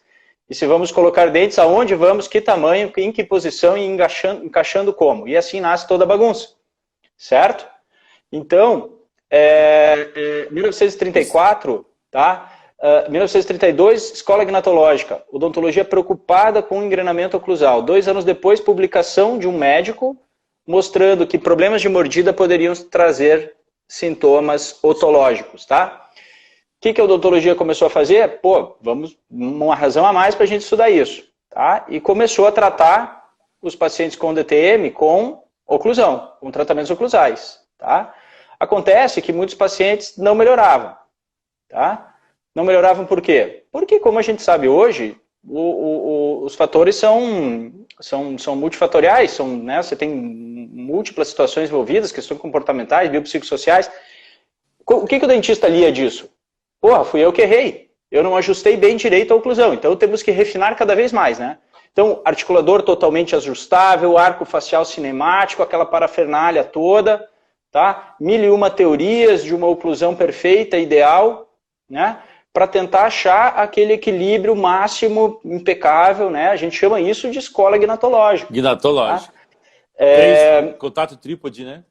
Isso, então assim, ajustes oclusais extremamente precisos. Então, quando acontecia uma falha na evolução de um paciente com DTM, dado que naquele momento se acreditava num modelo biomecânico, ou seja, que situações, né, oclusais, forças, eram as grandes responsáveis, as grandes vilões da história, né, o que o dentista fazia de crítica? Falava, pô, fui eu que não ajustei direito, eu devo ter perdido alguma coisa, eu não deixei na RC de fato, né, então talvez vamos mudar o conceito de RC. Então, e aí as coisas vão evoluindo, né. Acontece que isso durou, tá? Acontece que isso durou 70 anos. Tá? Então a pergunta dela é, por que os dentistas ainda, né? Porque é histórico, cara. Porque você tem isso no DNA do dentista. E é difícil você desmistificar uma situação dessa, né? Então, às vezes, para um pensamento morrer, né? O pensador tem que morrer. Né? Então, acho que demora 1 ou 2 gerações para que isso mude, né? Para que o conhecimento... É pesado falar isso, né? Mas é verdade. Eu fiquei com medo agora. Eu cheguei e falei, cara, alguém vai ter que morrer nessa história? Não, mas nós não vamos matar ninguém, cara. No máximo uns neurônios. Cara, eu já tô com a pílula gustativa mesmo, já foi. Então, cara, uma situação que eu vejo é essa, né? De você ter esse ranço, né? Histórico, né? Dani, é nesse conceito que o arco facial foi colocado à prova e deixado de lado? A questão do arco facial, ela parte principalmente da escola escandinava, né? Que largou mão do arco facial há muito tempo. E o uso dele, ele perde sentido em dor há muito tempo. Né? A gente não usa arco facial para tratar DTM há muito tempo. Você não precisa disso. Né? Por quê? Porque essa neura de uma posição, né, meticulosamente... Te perdi aqui, cara. Uma posição meticulosamente precisa. Obtida, né? Você tem que, pô, arco facial cinemática, que ela levar a mandíbula na posição precisa ajustar. Quebrou? Volta porque deu delay, cara. Volta, quebrou. Tá, peraí. Quando você falou assim, essa questão de posição meticulosamente precisa da maxila, tira o 4G aí. Não, tá no Wi-Fi, que tá tudo legal. Então, assim, a questão do arco facial, ela vem do não uso dele para dor, ela vem do contexto que começou ali nos anos 80, 90, começou a se questionar, né, o papel da oclusão nisso tudo. Né? E aí começaram a sair trabalhos com desenho metodológico melhor. Tá? A gente tem hoje um corte prospectivo que foi feito nos Estados Unidos em várias escolas, com um N brutal, mostrando a importância de outros fatores. Você tem, né, a questão da genética em dor crônica. Tá? Então, a pira de um engrenamento oclusal extremamente preciso para a DTM foi perdendo força. Tá? E é nesse contexto que vai o arco facial e vai todas essas ferramentas voltadas a engrenamentos precisos. Arco de Guise, padronização do arco do precisal. Agora sim, é o que eu sempre falo, né? Não é porque a oclusão não é mais tão importante para a DTM que ela não deixa de ser importante para todas as outras especialidades. Ela continua sendo. Exato. Tá? Ela continua sendo extremamente importante na periodontia, ela continua sendo importante na endodontia, tá? Ela continua sendo importante na função. Ela talvez não seja tão importante na disfunção. Tá? Excelente. Então, essa reflexão... Essa eu arrepiei, cara. Essa eu arrepiei. Tá? Isso aí é slogan, isso a Globo não mostra. Cara, ela é importante para função. Isso, cara, é o caralho. E é importante para função e não para disfunção. Talvez não seja tão importante para disfunção. Caralho, tá? caralho. Então, isso é uma questão, é um contexto histórico todo, né? Que as coisas vão caminhando, né? O entendimento da DTM, né? O entendimento da oclusão e da sua importância, elas foram caminhando lado a lado, né? E em alguns momentos a gente entendeu que esse vínculo era muito forte. Hoje a gente entende que ele é um pouco mais fraco do que a gente imaginava, tá? Show. Então, a gente vê, né, que aí tem uma série de outros fatores, né? Ela perguntou por quê. Tem viés de confirmação, tá? Viés de confirmação é uma outra questão que é muito relevante nesse contexto, porque, por exemplo, você me procura amanhã com uma DTM e eu noto que você tem lá uma interferência em balanceio. Eu pego meu carbono, uma ponta diamantada 3118 e pá, moo. Equilíbrio, removo essa interferência, tá? Segunda-feira tu me liga, porra, Bonotto, tô show, cara, melhorei, graças a Deus, pô, obrigado, tá? O próximo paciente que chegar na quarta-feira que vem, com a mesma queixa que você, e eu encontrar eu vou pensar o quê? Falar, pô, deu certo no Eduardo, eu vou fazer de novo. Isso é viés de confirmação. Tá? Agora, o que acontece? O paciente de quarta-feira, ele não me liga na sexta para me dizer que melhorou. Ele falta a consulta da semana seguinte. Tá? Mas ele está ali, ele passou. Eu não sei o que aconteceu com ele. Né? O insucesso não volta. O insucesso muda de consultório. Tá? Então, o nosso viés de confirmação, ele é clínico, baseado na nossa experiência, porque você só acumula sucesso. Né? Os teus insucessos estão com o teu concorrente. Né? Então, a gente tem que cuidar a gente tem que ter bom senso, né? Eu sempre falo que uma das coisas mais perigosas é você, às vezes, pegar o jaleco, estufar o peito, se olhar no espelho e falar, eu sou foda, né? Por quê? Porque você está tendo essa impressão baseada nos teus sucessos, que são os que voltam. Né? Por isso você tem que olhar para a pesquisa de vez em quando. Você não tem um N completo, você tem um viés de amostra. Claro, uma amostra exato. Recheada, né? Exato, então por isso que às vezes a gente tem que olhar a pesquisa, né? E quando você olha a pesquisa mostra o contrário do que a gente acreditava, né? Então tem que ter um pouquinho de bom senso nisso. Acho que eu tentei responder aí a Isabela, espero ter conseguido. Cassiano explicou alguma coisa lá da pergunta? O Cassiano deve estar usando a mesma droga que o Marcelinho. Vamos ver. O Cassiano... Fala aí, cara. Cara, como é que era? Lê a pergunta de novo, deixa eu ver se eu entendo, deixa eu tentar falar. Ele apagou, cara, mas ele escreveu outra. Ó. Ele escreveu outra, esse viado. O Cassiano quer competir com ele mesmo. Em posição de 12 horas, paciente ocluindo, polegares na sínfise... tá, ele está explicando o teste. Peraí. Em posição de 12 horas, paciente ocluindo, polegares na sínfise, os outros dedos empurram a mandíbula contra a cavidade de maneira leve. É o que você falou, é movimento mandibular, não é... E qual que era a pergunta? Daí era para fazer esse teste, para fazer o quê mesmo? Para testar a questão de se a questão oclusal tem relação com o DTM. Acho que é isso. Porque daí de repente você tem um fulcro. Cassiano, desculpa, cara, eu mudei a live, daí apagou a pergunta dele, mas porra, tá drogado mesmo. Os caras querem fazer live bebendo, cara, dá nisso, velho. Cassiano, desculpa o cara aí, pô. Cara, Cassiano, foi meu veterano, me deu trote, filha da mãe, me deu trote, fez a gente achar que a aula de bioquímica era fake. É verdade. Então, cara, esse teste, Cassiano, que eu entendi ali, seria supostamente para a gente tentar verificar a presença de um fulcro e compressão e tal. Esses testes, eles não têm uma acurácia muito precisa, cara, tá? Mesmo os testes de espátula também, eles não são, embora eles estejam às vezes nos guidelines, aí nos livros textos principalmente, eles não têm uma sensibilidade uma acurácia muito precisa, assim, não dá para usar com segurança de que o resultado vai ser fidedigno à clínica, tá? A queixa então não faz parte do nosso arsenal não, cara, tá? Para fazer essa verificação. A gente parte sempre do pressuposto, né, para avaliar essa questão assim de papel de oclusão e tal, a gente parte do pressuposto, né, que a etiologia ela é multifatorial, a gente tenta identificar fatores de risco, né, e a gente tem a oclusão dentro de uma perspectiva menor, tá, dentro da etiologia. Agora sim, bem importante ressaltar que o paciente que precisa de correção oclusal, independentemente dele ter DTM ou não, ele é um paciente odontológico e ele precisa de uma correção oclusal. Se ele tem alguma patologia, algo que justifique, se ele tem uma demanda nesse sentido, em termos funcionais, ele continua merecendo uma ortodontia, ele continua merecendo um ajuste oclusal, uma reabilitação, assim que a gente tratar a dor. Tá?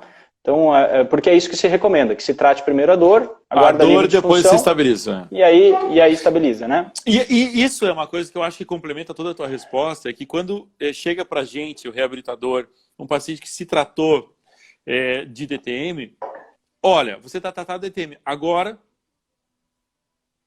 vai ajustar, ó, já estou ficando... Agora vai ajustar... Teu uísque era mais forte que o meu? Cara, é foda. O cara chega para você e fala assim, não, eu já tratei a DTM com o Bonotto, agora eu vim para o Eduardo para reabilitar. Na cabeça dele, ele pensa, bom, o Eduardo reabilitando, ele sustenta o que o Bonotto falou. E quando isso não é verdade? Eu estou reabilitando porque ele tem a necessidade de reabilitação. Ele tem a necessidade do composto oclusal, como você mesmo falou, da importância da oclusão para as outras áreas. Mas não vai eximir ele de desenvolver uma disfunção temporomandibular.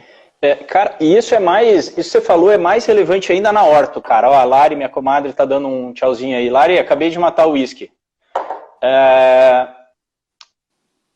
Isso é mais relevante na orto, cara. Por quê? Porque frequentemente o paciente que tem DTM tem algum link dessa DTM com bruxismo, ou seja, você tem a sobrecarga do bruxismo. Quando você monta, quando o ortodontista monta o aparelho, né, em poucos dias ou semanas a dor dele vai embora, né? E aí aí vem aquela brincadeira do jaleco, né? O cara volta para a primeira manutenção e fala, nossa, doutor, esse aparelho tirou a minha dor com a mão. Aí vai lá, estufa o peito e fala, pô, eu sou foda. Aí, ó, era oclusão, né? Era oclusão. Na cama de esculacho, tá? Me dá um aparelho que resolve o DTM. Então, mas aí o que acontece, cara? Na primeira manutenção, a oclusão tá pior do que ela estava antes, né? Ela não tá melhor. Né? Aí fala, mas foi a desprogramação, Cara, não é a desprogramação. O que acontece é o seguinte, é que você tem uma redução brutal dos níveis de bruxismo por causa da dor periodontal. Você instalou o aparelho, o cara tá com dor de dente, ninguém em sã consciência aperta um dente que tá doendo. Tá? Por quê? Porque dói. Você pisa num espinho e fica saltitando ou você manca? Você manca. Manca. Né? Então, já é imbecil de pisar no espinho. Você vai ser muito imbecil de ficar saltitando. Aí o que acontece, cara? O duro é que esse cara passa bem os 2 anos de ortodontia, mas um dia ele vai parar de ter dor periodontal, porque ele vai remover o aparelho. Quando ele remover o aparelho e parar de ter dor periodontal, ele volta aos níveis basais de bruxismo, porque o bruxismo é central. Ele acontece perifericamente, mas ele tem etiologia no sistema nervoso central. Certo? Ele volta aos níveis basais de bruxismo. E voltando aos níveis baixos, aí ele pode ter dor. E aí ele liga o ortodontista. Põe o aparelho de novo. Exato, sabe qual que é o problema? Que daí a gente volta com aquele raciocínio da gnatologia de 1930. Fala, mas não finalizou bem. Mas olha, veja, a guia não está bem fechada aqui. Exato. Entendeu? Vamos retratar. E daí retrata. E senta de novo. Entendeu? E aí quando vê aquela raizinha começa a ficar desse tamanho, que com 40 anos o cara tá com uma protocolo. Eu tenho paciente que fala assim, doutor, eu só fico bem quando eu estou de aparelho. Se eu tiro o aparelho, minhas dores voltam. Né? Mas por quê? Porque quando ele está de aparelho, ele tem redução de bruxismo. Então, esse tipo de situação, né, é aquele viés de confirmação perigoso. Porque o ortodontista que tratou, ele de repente não enxergou que não era oclusão. Ele acreditou que ele estava fazendo melhor para o paciente, ele acreditou que foi a mudança de oclusão que melhorou, quando na verdade o paciente surfou uma maré boa por algum tempo em função da dor periodontal. Né? Tem dois seres da odontologia que acham que são acima, né, cara? Que é o orto e o buco, né? Eles têm isso. Mas eles são, né, cara? Eles são foda. Eu admiro. Eu admiro de verdade o pediatra, cara. Isso aí vai pro céu. Cara, deixa eu tirar mais 3 minutos para você. Vamos? 3 minutos. Juro, se você me permitir. Claro. Você falou antes de questão de desprogramação. E aí? Para eu desprogramar meu paciente, eu preciso colocar um aparelho de COS e deixar ele 3, 4 semanas? Ou se eu deixar ele com um gig em 15 minutos, 10 minutos eu tenho com ele já desprogramado? Porque para mim, cara, se eu ficar mordendo meu dedo, em 15 minutos eu já começo a morder, eu já não sei mais onde eu estou, eu já desprogramei. Então, mas tem uma filosofia de caras que são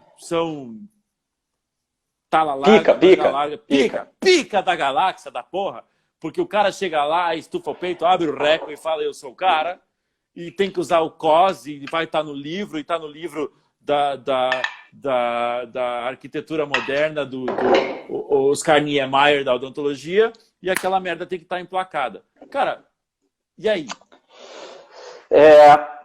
Deixa eu molhar gente, o Bonotto tem 2 filhos, ele precisa dormir, gente. Eu ficaria aqui com vocês. Não, eu não vou dormir, os piá que tem que dormir. Olha só, cara, essa pergunta, ela é muito boa, né? Eu vou ganhar 2 perspectiva É verdade. Dessa perspectiva da reabilitação, né? Assim, ó, a evidência mostra que acontece se a ideia... Deixa eu voltar ao raciocínio. Vamos perguntar um pouquinho o porquê, né? O que a gente está fazendo e por que nós estamos fazendo, ok? Então, a situação clínica eu tenho um paciente a ser registrado, eu preciso registrar uma posição maxilomandibular, certo? Eu preciso determinar essa posição, e essa posição, ela tem algumas variantes no espaço, correto? Ela tem uma dimensão vertical, que a gente vai chamar de dimensão vertical de oclusão, né? Então, o teu jig vai ter maior ou menor espessura para determinar essa DVO, correto? Marcelinho, se eu falar alguma merda aqui, me corrija, pelo amor de Deus, porque você é o cara, não era eu que tinha que estar falando isso aqui. Espera. Como é que tá a tua bebida aí? Tá boa. Não, você tem bebida no copo? Tenho. Segura o momento, porque o Cassiano falou assim, se eu soubesse que precisava beber. A gente vai dizer para você, Cassiano, não pode beber em live. Me dá um segundo para eu trazer só um pouquinho. Tá. Enquanto ele vai, vocês ficam comigo bebendo.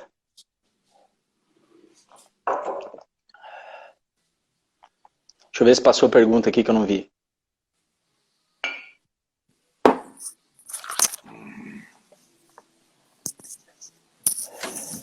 Pegou aí?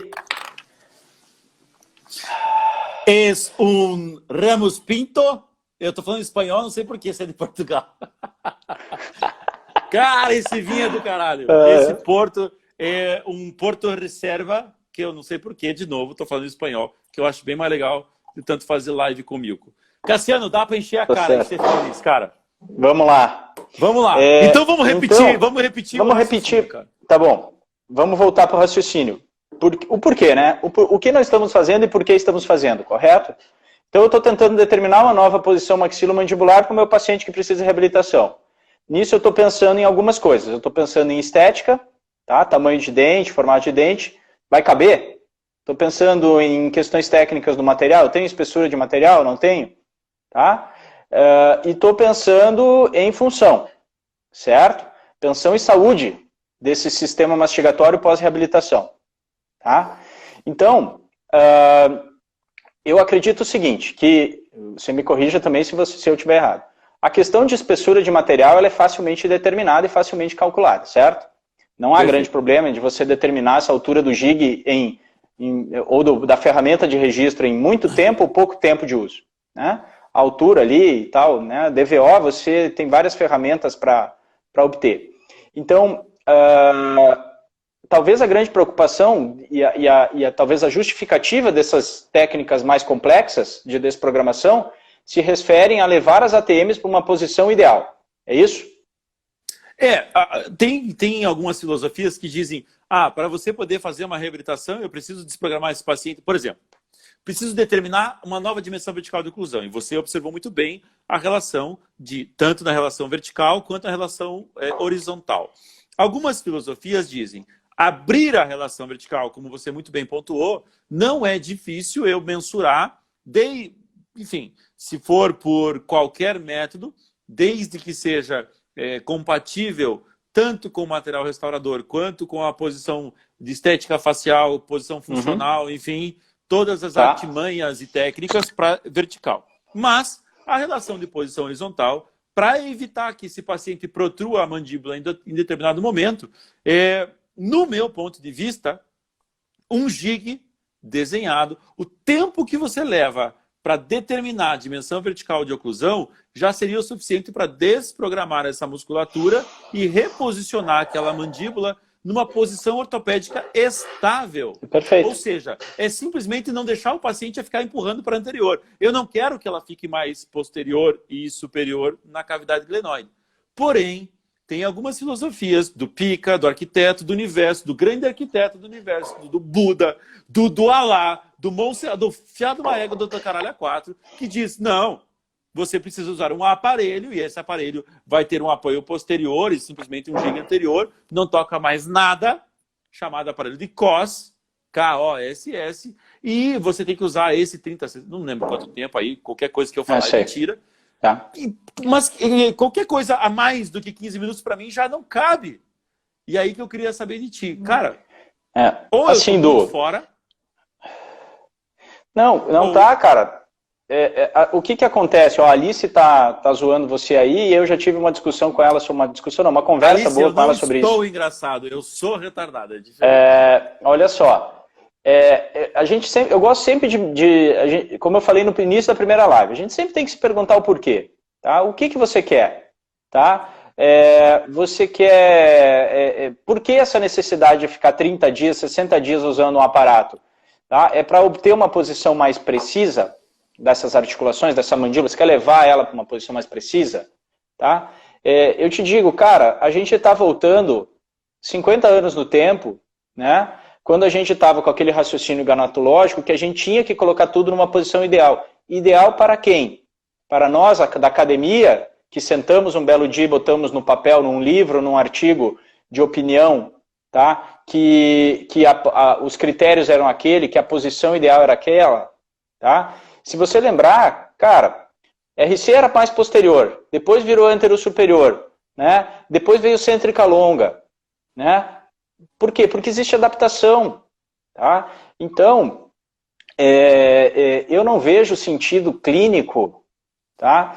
Pensando na acomodação dos tecidos, pensando em conforto, tá?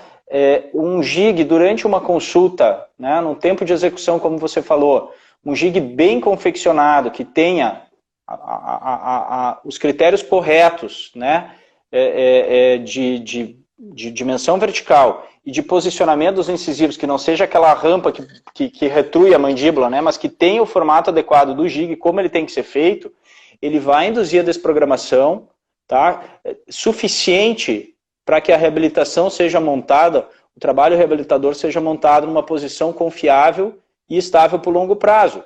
Tá? Qual é o formato desse gig, Dani? Vamos lá, só deixa eu concluir essa ideia. Se essa porra dessa posição é exatamente a posição espacial ideal que está na porra do artigo do Pica ou não, foda-se.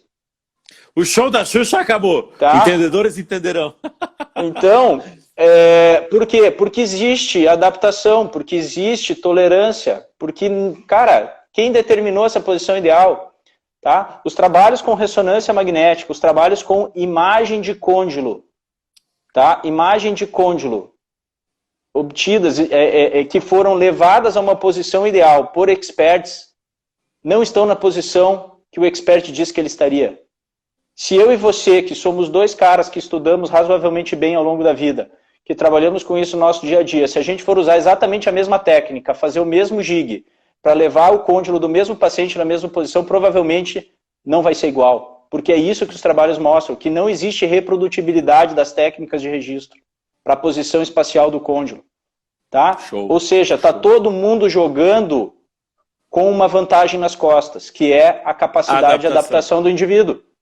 Tá? Ou seja, e o resto é balela. Exato, o resto é balela e vende aparelhinho.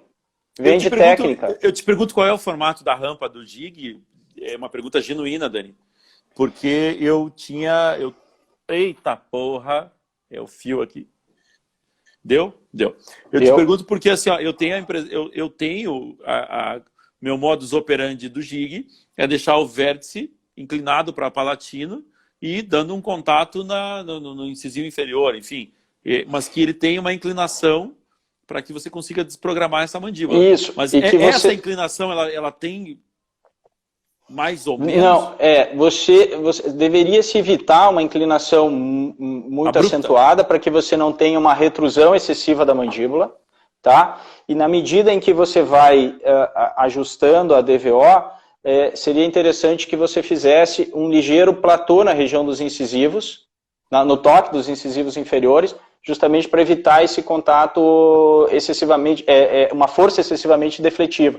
Pensando que, dependendo da técnica de registro que você for usar, quando você, quando você for, por exemplo, se você for usar cera, é claro, vou voltar no tempo aí, eu sei que vocês não usam mais cera.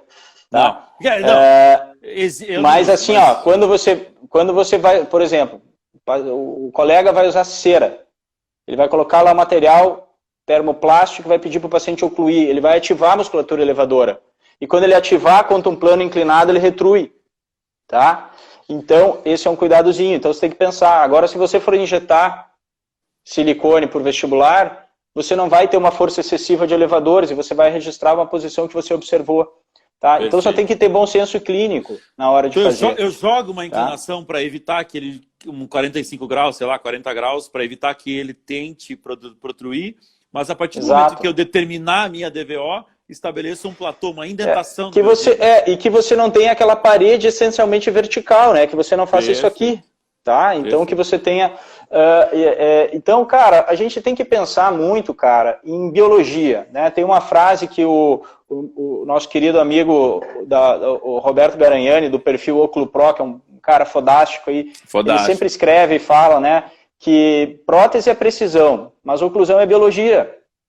Tá? E a gente não tem que misturar as coisas. Tá? Então, precisão de preparo, precisão de linha de cimentação é uma coisa, precisão de moldagem é uma coisa. Né? Você querer colocar um arsenal altamente complexo, né, dentro de um contexto biológico, que é a oclusão, ele perdeu sentido, cara. Né? A gnatologia fez isso por décadas e décadas e décadas. Tá? A gente dificultou o nosso trabalho, a gente floreou o trabalho. Né? A gente pode trabalhar de modo mais simples, tá? Eu não estou dizendo que a gente pode fazer salsicha, a gente pode trabalhar de modo mais simples, tá? Com bom senso biológico, sendo precisos o suficiente para devolver biologia, para devolver função, sem encarecer o processo, tá? Sem encarecer demais o processo, sem complicar demais o processo para o paciente e para a gente. Tá? E sem estar fugindo de ciência, né? Porque na maioria das vezes a gente vê técnicas desenvolvidas, ou seja, opinião de autor, pouco testada, tá? Que embute um custo, um tempo no tratamento, né? Que é desnecessário. Tá? Cara, então, essa é a minha visão, cara. Você já percebeu como, apesar da gente saber as escalas de gradação, de importância de pesquisa em cada tipo de pesquisa, sei lá, se é estudo de corte, se é meta-análise, enfim, ainda a opinião de determinados picas faz diferença e ainda influencia tantas pessoas, né? Como isso é difícil, cara. Como é difícil lidar cara. Com isso.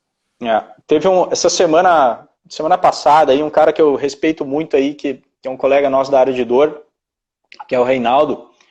Ele fez uma postagem que era assim, né? O mundo da informação, que é a pirâmide de evidência, que você tem ali, né? Ensaios laboratoriais, testes em animais, opinião de experts, ensaios de corte, até a cerejinha lá, ensaios clínicos e meta-análise, né? E aí você tem uma linha e você tem o submundo da informação, né? Que é isso aqui, né? Isso aqui, infelizmente, é o submundo da informação. Exatamente. Que é Instagram, é o Google, é o Face. Tá? Eu postei esses dias no Instagram, uma brincadeira, eu falei assim, cara, eu tava caminhando, e falei, se eu disser para vocês que eu corri 21 quilômetros em 1 hora, é verdade. Porque se eu disser para vocês que eu corri 30 segundos e cansei, é verdade. É o argumento da autoridade. Exato, porque você está acreditando no que eu estou te contando agora. Então, cara, Instagram, isso aqui que a gente está fazendo é um bate-papo entre amigos bêbados. Que gostam de pensar em filosofia e que querem estudar cada vez mais. E eu agradeço as pessoas que estão aqui. Ó, tem gente que está aqui há 1h30. Mas a gente, cara... A gente, como eu falei na última vez, né, Edu, a gente tem uma responsabilidade com a ciência, cara, e a gente tenta trazer uma informação de qualidade. Mas, assim, a informação de qualidade, ela está disponível, cara. Ela está publicada em bons trabalhos que foram feitos com metodologias apropriadas, né? Mas onde as pessoas, em geral, vão buscar informação? Né? Cara, hoje você tem uma situação... Aqui, se for aqui, tá ótimo, cara, porque você é um cara que tem um Instagram, crivo, entendeu? Não, eu vou te falar assim, cara, que eu sou um cara muito afortunado por ter... Algumas pessoas falam assim, Du, mas que horas você vai falar? Eu quero ouvir você falar. Porque você... Cara, eu não quero o Edu. Eu quero as pessoas que eu conheço, que eu confio. Porque, cara, eu tenho alguma coisa para falar? Ok, eu tenho. eu tenho alguma coisa para trazer, enfim. Mas, cara, o que eu tenho eu já sei. Eu quero o que os meus podem trazer. E, cara, eu posso estufar o peito para dizer, cara, você é um dos caras mais inteligentes que eu conheço. E eu tenho certeza que as pessoas que estão aqui me assistindo agora, nos assistindo agora, vão escrever, é verdade. Escrevam, galera, para eles saberem que é verdade. Você é um dos caras mais inteligentes que eu conheço, cara. Porque você tem uma capacidade, primeiro, de absorção, segundo, de raciocínio, e você tem uma coisa chamada dedicação. Você é um cara que no teu momento privado ou na privada, você está estudando. Você é um cara de... Quando eu estou jogando joguinho de flecha, coisa que eu não preciso pensar, eu assisto Animal Planet, cara, para eu ver o leãozinho matar a gazela, porque eu não preciso pensar. Tem horas que eu quero fugir. E, cara, não, você, nesse momento, você está estudando. Você tem 2 filhos. Cara, você não sabe o exemplo que você é. Não significa, que é isso, cara. Não significa que você não possa errar. Porque senão coloca uma carga muito grande em cima de ti. Porra, eu sou imaculado, eu sou perfeito. Não, que é isso. Cara, não é. Eu quero que você saiba que, cara, continue esse cidadão sensacional que você é, esse profissional do caralho que você é, porque a gente precisa de gente assim, que pense muito além, mas pense simples, que passe fácil isso para todo mundo. Obrigado, cara. Obrigadão pelas tuas palavras aí, brigadão pela amizade sincero. Sempre aí. Muito sincero, muito sincero. E aí, cara, acho que pra gente finalizar esse tema, assim, da busca da informação, que a gente desvirtuou completamente, como sempre, né? Era pra falar de alavanca, a gente começou bem, mas aí... O álcool foi alavanca? Aí, cara, assim, o que acontece hoje, cara, se você parar pra refletir, né? Eu fiquei meio chocado esses dias que eu fiquei sabendo que o pessoal estava buscando, né, organizando um evento e tal, mas o principal critério de seleção para quem ia falar no evento era o número de seguidores no Instagram. Né? Ou seja, você tem as celebridades de Instagram hoje, elas têm uma força de formação científica, né? E eu não tô... Cara, tem muita gente boa no Instagram, tem muita gente boa em qualquer lugar, né? Mas, cara, isso não deveria ser o principal, né? O pesquisador, o estudioso, ele tem uma história que ele construiu na ciência, né? Ele tem uma forma de abordar, enfim. E a popularidade de rede, hoje ela é muito relevante, né? Então as pessoas compram a ideia, elas acreditam na celebridade, né? E nem sempre a gente acaba caindo naquele argumento, né? Do argumento da autoridade, né, para tomar a decisão. Se você tem um problema, desculpa, senão eu estou bêbado demais, se eu não continuar, eu vou perder a linha. Se você tem um problema no consultório para resolver, você tem uma pergunta que você quer a resposta, tá? Você vai ter a melhor resposta, não é na autoridade, né? Não é no argumento da autoridade, não é na opinião do teu professor, tá? A resposta para a tua pergunta, ela está lá, está publicada num teste, num estudo que fez um teste com uma metodologia apropriada, né? E hoje essa informação está disponível, né, cara? As pessoas podem estudar, tá? Então, mas é mais fácil seguir o Instagrammer, né? Então é uma triste realidade, mas é a nossa realidade. Então eu queria só deixar esse recado final e deixar você falar, que eu vou tomar o último gole. Perfeito. Cara, eu tô matando uma garrafa. Você me faz beber demais, cara. Impressionante. Você começa a falar e daí você fala, vamos beber. E eu prometi pra você que ia ser 5 minutos da segunda live. Tava combinado, pô. Cara, puta merda, a Dani vai me matar, cara. Que caralho. Bom, eu quero dizer, ela se mata, mas ela mata você antes. O que eu queria concluir, na verdade eu já viajei um pouco aqui enquanto você falava. Eu acho assim que essa veia tem duas vertentes. A possibilidade de eu acesso à informação e a pessoas que a gente não chegava e não conhecia antes, mas ao tal do Instagrammer e o cara que faz o sucesso e tal. E quando eu tive o prazer de ser convidado para dar uma aula no programa de pós-graduação da Federal, que foi o Cássio me convidou, né? Eu dei uma aula para o pessoal da especialização tal, do mestrado, e eles falaram assim, tá, qual é o diferencial? Aí eu falei para eles o seguinte, cara, eu não me preocupo mais em quantos seguidores tem, em quantas visualizações tem. Isso é uma coisa que eu aprendi muito rápido com essas lives. Eu me preocupo com o conteúdo.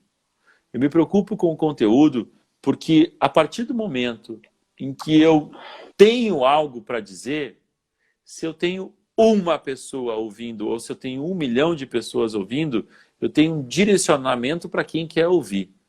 Então, quando a gente faz, o professor Clóvis de Barros Filho, que deu uma palestra maravilhosa que eu tive o prazer de assistir num congresso que eu fui, ele fala, nós somos movidos à energia, a um tesão. O tesão, quando eu troco o tesão pela palavra energia, pela força de vontade, ele me guia e ele me faz sentir vontade de criar e de fazer e trocar esse potencial de energia para que eu tenha algum resultado. Então, quando a gente faz essa live e aqui a gente fala sobre assuntos que são indigestos, mas que nos move pelo tesão de entender isso, faz com que isso seja tão verdadeiro que, independente de quantas pessoas a gente alcance, é muito mais relevante pensar em como a gente alcança cada uma delas. Então, cara, Perfeito, nós estamos aqui pelo prazer de beber juntos e pelo prazer de matar saudades e de compartilhar esse tipo de coisa. Algumas pessoas falam assim, porra, Du, você tem uma característica de fazer as entrevistas. Cara, eu estou sempre bêbado nas entrevistas, isso é fato. Mas eu gosto, cara, as perguntas. Por que eu me permito isso? Porque, cara, são perguntas genuínas. Eu quero que as pessoas venham e abram a sua cabeça. E só alguém que não tem medo do futuro, que não tem medo do qual vai ser o nosso próximo passo, pode sentar aqui e falar aquilo que sabe de verdade. Porque, cara, muita gente esconde a informação. Muita gente esconde para deixar você pagar. Albano, eu não estava na bêbado na toa porque era 11 da manhã, né? Eu fiz a live com o Albano 11 da manhã, não podia estar bêbado. Mas eu quero... Albano, falando nisso, eu tenho que te mandar mensagem que eu quero você de novo de noite bebendo comigo. Não, pô, o Albano assim, é outro nível também, cara. Né? Tem que manter o nível da conversa, pô. O Albano é fora do comum. Fera demais, meu. É ridículo, pô, ridículo. Bom te ver aí, cara. Monstro. Então, assim, cara, essa perspectiva de não me interessa quantos, me interessa quem está nos ouvindo. E é para essas pessoas que a gente dedica o nosso melhor nesses momentos, num momento tão difícil que a gente está vivendo, né, cara? Verdade. Então, é por isso, de novo, Dani, que eu só vou ver se tem uma pergunta aqui. É por isso, de novo, Dani, que eu agradeço você demais, cara. Demais por deixar o Pedrinho lá com dor de dente e estar aqui conosco, compartilhando. Cara, tem coisas que eu admiro. Por exemplo, Ricardo Kern falando sobre 40 minutos sobre como dar um ponto. O Albano falando 40 minutos como ele faz um pedaço da texturização. O Marcelinho falando 40 minutos. Deu para entender? Você falando com tamanha maestria sobre um movimento que muita gente diria assim, isso aqui pega uma alavanca, pega uma gangorra que resolve. A capacidade que vocês, a Juliana falando sobre uma seleção de... Então, inúmeras pessoas que participaram comigo, o Cris, enfim, eu sou um eterno grato e apaixonado pelas pessoas que estão comigo nesse projeto, porque o carinho e a dedicação que vocês têm para explicar uma etapa, para explicar um momento que é muito importante, mas que no dia a dia a gente acaba negligenciando. Então, meu irmão, cara, muito obrigado. Eu não tenho palavras. Cara, eu que agradeço, velho. E o Pocket, estamos abertos aqui para receber você. E eu gostaria, sim, de contar com um curso teu na Know-How Dental Training, que é um espaço muito legal que eu e a Juliana estamos fazendo. Eu quero que você venha conhecer, porque eu acho que tem muito espaço aí para a galera do bem fazer. Obrigado, cara. Obrigado pelo convite. Então, eu quero ir lá conhecer, sim. Agradecer a oportunidade de estar trocando essa ideia com você. Pô, é sempre uma alegria, cara, rever os amigos, poder interagir aí com a galera que são nossos parceiros no dia a dia e que, por diversas razões, agora a gente tá um pouco longe aí. E cara, eu penso aquilo, né, a gente tem também uma missão, né, cara, de compartilhar o que a gente faz, o que a gente sabe, o que a gente aprendeu, que pra gente agora é uma verdade nesse momento, talvez não seja daqui uns dias. Isso que é o legal de você de você fazer uma prática em saúde baseada em evidência, né? Porque o que é verdade hoje não necessariamente vai ser verdade amanhã, e eu não sou apegado a nada do que eu falei aqui, então se eu tiver que desdizer alguma coisa na próxima live, se alguma coisa mudar, eu não vou ter problema nenhum em vir aqui e falar, ó, galera, saiu um trabalho novo mostrando que aquilo que a gente falou não era bem verdade. Tá? Mas isso é um conforto que só quem faz prática baseada em evidência tem, né? E é um pouco nossa missão, né? Dividir isso com os colegas e, cara, fora o prazer, né? De a gente poder sentar, mesmo à distância, a gente sentar e conversar sobre coisas tão legais. Parece que a gente está numa mesa de boteco, né? Bebendo e discutindo ciência, e isso é muito legal, cara. Então, brigadão de novo, meu irmão. Imagina. Obrigado a todo mundo aí que interagiu e participou. Aquela de sexta-feira, de abrir a live e conversar. Albano, você é muito bem-vindo. Não chega perto do teu espaço, que tem Jardim de Inverno, que é maravilhoso. Cara, eu não vejo a hora da gente poder se encontrar, como você falou, dar um abraço e falar assim, foda-se o corona, a gente já sabe tratar essa porra. Mas, cara, eu tenho percebido esse diferencial em algumas pessoas. E o Albano é um cara que vive todos os dias, ele faz uma live, e, cara, é gratuito. Ele se esforça, ele vai lá e faz manequim, chama a galera do Ladred, da Forp, da puta que pariu. Isso não tem preço. Porque é mais uma pessoa com fundamento explicando. Uma das coisas que quando eu fui criar o Pocket, eu mandei mensagem para alguns amigos, você foi inclusive um deles, e o Bruno Kraft me marcou muito quando eu perguntei para ele assim, cara, o que você acha de eu montar um canal com vídeos e tal? Se é para falar merda, tanta gente falando merda, eu vou falar merda também. E o Bruno falou assim, cara, mas não se preocupe, merda você não vai falar. Então faça teu espaço e pare de achar que você não tem. E a internet está mostrando isso. Esse momento está mostrando isso agora. A gente não está concorrendo com ninguém, porque quando você olhar para Instagram, você vai ter 200 ao vivo. A gente não quer concorrer, a gente quer acrescer, a gente quer acrescentar. E isso só quem tem fundamentação, como você, como todos os meus convidados e os futuros convidados, e como pessoas boas. Eu sou um cara muito afortunado de conhecer tantas pessoas boas.